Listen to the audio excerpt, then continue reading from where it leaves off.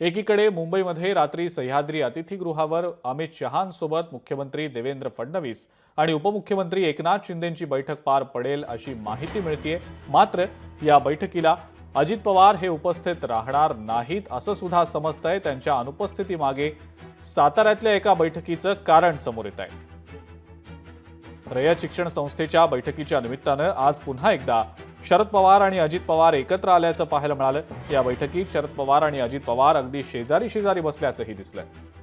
2 दिवसांपूर्वी अजित पवार यांचे चिरंजीव जय पवार यांच्या साखरपुड्याला सुद्धा शरद पवार यांनी हजेरी लावलेली होती आणि त्यानंतर आज काका पुतणे एकाच बैठकीमध्ये शेजारी बसल्याचं पाहायला मिळाल्यानं राजकीय वर्तुळामध्ये आता चर्चांना उधाण आलेलं आहे।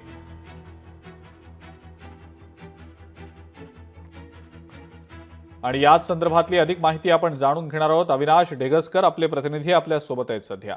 अविनाश, एकीकडे अमित शहा एकनाथ शिंदे आणि फडणवीसांसोबत कदाचित बैठक घेतील अशी माहिती मिळतेय। मात्र त्या बैठकीला अजित पवार अनुपस्थित असणार असल्याचंही समजतंय आणि त्याला कारण सांगितलं जातंय साताऱ्यातली बैठक, ज्या बैठकीत अजित पवार आणि शरद पवार बाजूला बसल्याचं दृश्य समोर आलेलं होतं। काय नेमकं चाललंय सध्या, याबद्दलची काय चर्चा सुरू आहे?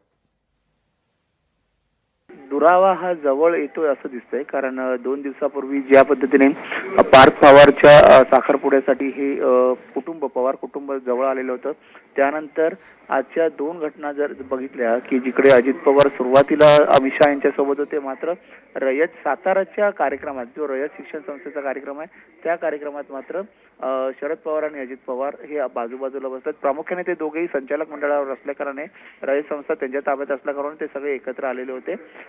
यानंतर मात्र ते एकत्र येत आहेत का याची चर्चा सुरू झालेली आहे।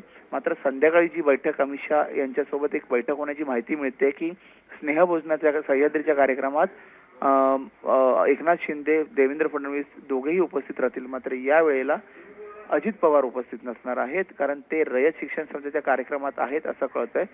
पण काही असलं तरी राजकारणात काही होऊ शकतं, तर पुढे भविष्यात काय होईल आता सांगता येणार नाही। पण या दोघांची, ज्येष्ठ नेते शरद पवार आणि अजित पवार यांची जवळीक वाढते हे मात्र दिसून येते। ठीक आहे अविनाश, धन्यवाद सविस्तर माहिती आपण दिलीत त्याबद्दल।